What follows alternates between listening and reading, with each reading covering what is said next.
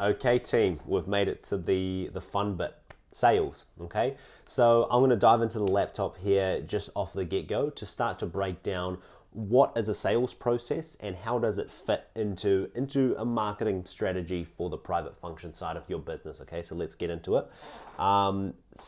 First off, I'm probably going to start by drawing a line. Okay, this line down is essentially the line in which a lead comes into the business or an inquiry. So let's just do lead. Okay, lead. Sorry, my writing's horrific, but you get the picture because I'm talking to it. And so this line is representing the time before a lead comes into the business. On the right-hand side of the line is once a lead has come into the business and what happens post that. So essentially, once a lead comes in, I'm going to define anything post that point as a sales process. Okay. And then on this side, I'm just going to call it marketing. Okay, keep it simple. So we've got the line here. Okay, so a lead can come into your business through what we talked about earlier, direct response. I'm going to call that direct response. Or it can come from your ecosystem.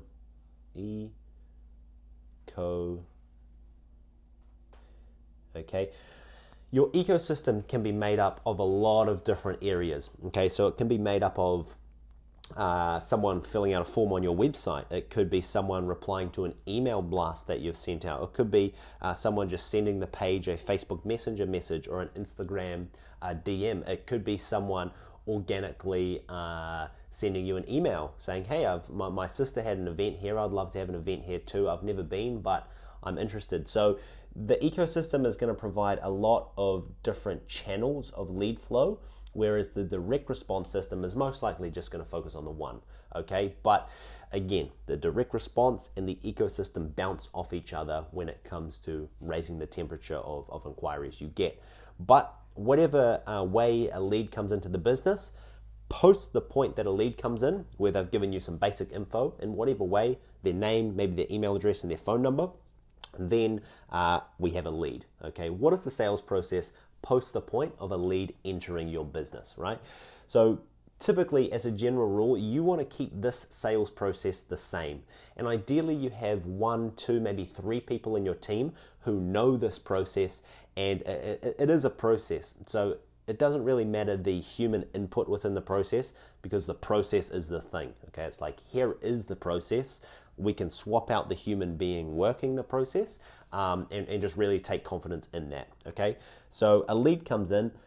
Most likely, the best sales process that we've seen is you want to get them on the phone. Okay, again, I'm going to call this discovery call. Okay, so that's going to be the first step. Then you're probably going to have the in-person viewing. Okay, and then you're going to have a close. Okay, right?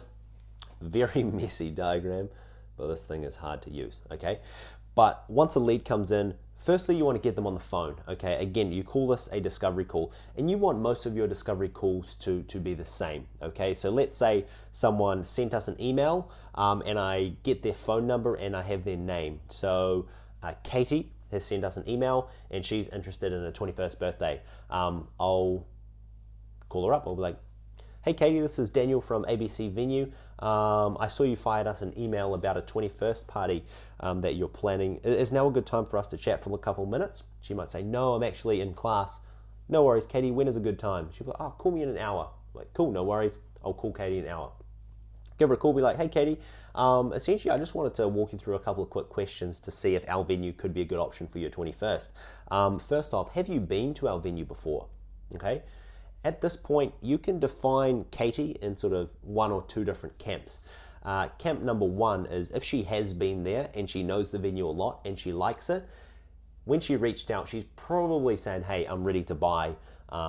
I just need to know who to pay and if my date's available, okay? So if she knows about the venue, we can pretty much go from the discovery call all the way to the close. And then we can ask her some questions, be like, yep, Katie, we can help you. We're super busy. We've got a lot of people interested in the dates you're looking for. Would you like to get that date reserved now? She'll be like, well, what does it take? I'll be like, well, we just need a deposit. It's going to be $250 or $400 to confirm your date. She'll be like, yep, let's confirm that now. I'll be like, cool, we can do this over the phone, or you can come in and sort it out today. Close the deal on the phone. If Katie hasn't been to the venue on the discovery call, again, the mission is to figure out if we can help her. And if we can help her, we want her to come in and check out the space. Because once she's in the space, she'll be able to see the place, feel the vibe, and just the act of being there is going to do a lot of the heavy lifting and closing the deal if it is a good fit for what she wants. Okay, so we'll have the discovery call. Next step is to push her for the in-person viewing. That's when we arrange a time for Katie to come in and have a meeting with me, and I'll show her around the space and present some different options. Okay, so we'll get her in the venue. I'll show her everything that she's interested in seeing. I'm not going to show her everything we can do. I'm just going to focus on the things that she's interested in and that I've highlighted from the initial conversation, the discovery call that I had with her. So then we're going to move from discovery call, we're going to go to this step here, in-person viewing. Goal of the in-person viewing is present the space, see if it is a good option for her. If it is a good option for her, go for the close. Again, on the previous side, I said we can have a close or a tentative close. Those are the two options that we want. We do not want a, hey Daniel, I'll get back to you if I think this is going to be a good option. I'll be like, well, first off, Katie, we've got 4 other people hunting for the dates that you're looking for. I think we can help you, and I think it's a good fit. I can tentatively reserve the date for you for a couple of days. Would it be okay if you can get back to me? We'll schedule in a phone call for tomorrow after you've digested what we talked about today, and then we can get a confirmation tomorrow and see if you want to turn the tentative into a full-fledged booking. Okay, so that's the close. You can sort of go again to the close or tentative close. If not, from the in-person, again, we want to close. If Katie originally was a hot prospect on the discovery call, we will close her on that call. But what are some sort of common objections that come up in the sales process? Well, Katie might say, hey Daniel, I'm really busy, I can't come for an in-person viewing. I'll be like, okay, no worries. Like, she's like, I'm really busy for the next 2 weeks. Can I come in maybe in 2 weeks from now? That is too long of a time frame for what I would be willing to accept. I've done hundreds of these conversations. My team's done thousands of these conversations. And you want the time between a discovery call and an in-person viewing to be as short as possible, right? When I'm asking if Katie wants to come in for an in-person viewing, I'm going to be like, cool, Katie, how are you placed maybe today or even tomorrow to come in for a quick checkout of the space? She'll be like, ooh, I'm actually busy today and tomorrow, but what about on Saturday? Are you guys open on the weekends? Like, yeah, we're open on the weekends. I'm actually here. So I've got some time on Saturday morning. Are you good Saturday morning? Yep, I'm good. Cool, let's do Saturday morning, 10 a.m. How does that sound? Sounds good, Daniel. Cool. I'll book her in for the in-person viewing. But if I said, hey, Katie, how were you placed to sort of come in and check the space out? She'll be like, yeah, this week's real busy. Next week is also pretty busy. So maybe like 3 weeks from now I could come in. Too long. When you pitch the idea of an in-person viewing, give her the bearing of how you place today or tomorrow. If she says, hey, I'm busy today and tomorrow, but 3 weeks from now I have time, that's a disproportionate amount of time regarding the options that I've given her. So give her short options, and then if she doesn't come today or tomorrow, she's not going to push out too many days, okay? Because the reason you want to do this is life happens, right? Anything can happen between the time in which Katie gave the commitment to come in and the time in which she is scheduled to come in. The longer that time frame is, the more exposed the sale is to risk. Risk of anything. Risk of Katie going on holiday, risk of her friend having a birthday party, risk of Katie being hungover, risk of her stubbing her toe and not being able to walk, risk of another venue popping up in her marketing world and then them stealing the sale from us. Whatever it is, we want the time frame between steps in our sales process to be short and concise. One, because it's less risky for us as a salesperson, but also the exposure to the marketplace of other options is going to be limited, and that's That's huge, okay? It's also easier for us to deal with. We don't want to be dealing with 65 inquiries that are all coming in at random times, and we have to have these big extensive pages of notes trying to figure out who is who. If we keep the steps very close together, you're going to close way more deals, okay? So that's some common objections on the discovery call. We've pretty much gone over objections on the close.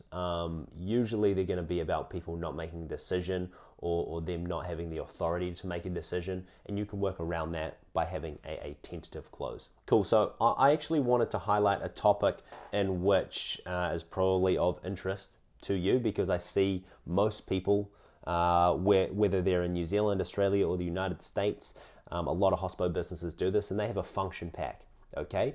And they centralize their sales process around the function pack. The logic being, let's put everything in a function pack that a prospect would ever want to know, and any inquiry that comes into our business, we'll just push them a function pack. What you're going to notice is you'll get very few replies apart from the hot prospects that are super hot and keen to come in. You're not going to get those prospects that are a little bit warm and could do business with you. They've got money to spend, but they haven't made up their mind yet. You're probably just going to get replies for those prospects that are very hot, okay? And I would say it is a very lazy sales process. It's lazy because you're putting all the power into a PDF. An inquiry comes in, it's like, hey, what is the capacity of your venue? Here's a function pack. All the information's there. Hey, what food options do you have? Here's a function pack. It's all in there. It's a lazy way to do sales. You're going to close way less deals because having a phone conversation is so much more powerful. You can answer questions in a nuanced way. You can listen to the tonality in someone's voice. You can ask what they really care about, what they don't care about. You can give them only the information that they're interested in and hold back the information that they're not interested in, because we don't want to overwhelm them. You want to keep the sales process simple, and sending function packs is lazy, and often it gives the prospect way more information that they're ever going to need. We just want to give them enough information for them to make a decision, right? Any more than that, you can detriment yourself, because you might raise questions in the mind, and a prospect with a confused mind is probably a prospect that's not going to buy, okay? So it's a lazy sales process, but it can be used in the right context. You can have a function pack, but I would send it probably after you've pitched for a close or after an in-person viewing as a recap for what we've talked about today, or even go over the function pack face-to-face, sit down in the in-person viewing. That's probably the best places to use it. You could send it if someone is really pushing back and saying, no, I just want a function pack, I just want a function pack. Those people probably won't buy ultimately, because their mind's not really looking to come to a conclusion to the problem. They're looking for sort of in the wrong direction. But yeah, I see too many sales processes centered around function packs, where it is definitely not the be all and end all. You will get ghosted so much more than if you have a sales process like this, okay? So those are my thoughts on a function pack. Yes, they can be used. I think most people use them far too incorrectly, and if you do have good success with a function pack, it's probably because fundamentally the bones of your business are so good that you have a lot of hot prospects coming into your business as leads from your ecosystem. One final point that is ultimately going to help with the closes that you get is having a really nice offer. The good thing about private functions is there's lots of things that are required to deliver a private function in which the prospect doesn't really think about. Okay, so you could, when you pitch an offer to be like, hey, Rebecca, we can do your 30th birthday party, we can do $1,000 on the bar, we can do $1,000 on food. Also, we'll give you 1 hour pack-up time to set up your decorations and an hour pack-up after, or early the next day, early morning, or you could pay our staff members to do it for an extra add-on fee, okay? Also, we're going to secure 3/4 of the car park for you, so you're also going to get that. Plus, we'll make sure the wheelchair access is available, because you mentioned your grandmother's coming and she's in a wheelchair, so we'll clear it and prepare that for her. Also, we'll set the high chairs up, because you mentioned we got some young ones coming, and we've got 2 on site. We're going to bring another 3, because you mentioned there's going to be quite a few young ones there. So we'll throw in the special access for the wheelchair, all the high chairs, the car park area is all going to be secured for you. So that's on top of the hour pack up and hour pack down pre and post the event. So I'm going to throw those in there because I think that's what's needed. Your prospect most likely never would have thought of some of these key things here, and you can stack them as sort of additional add-ons when you're pitching to the prospect, because it's like, I didn't think of that, I didn't think of that, I didn't think of that. It's more sales ammunition to close a deal. Okay, so that's another hot tip.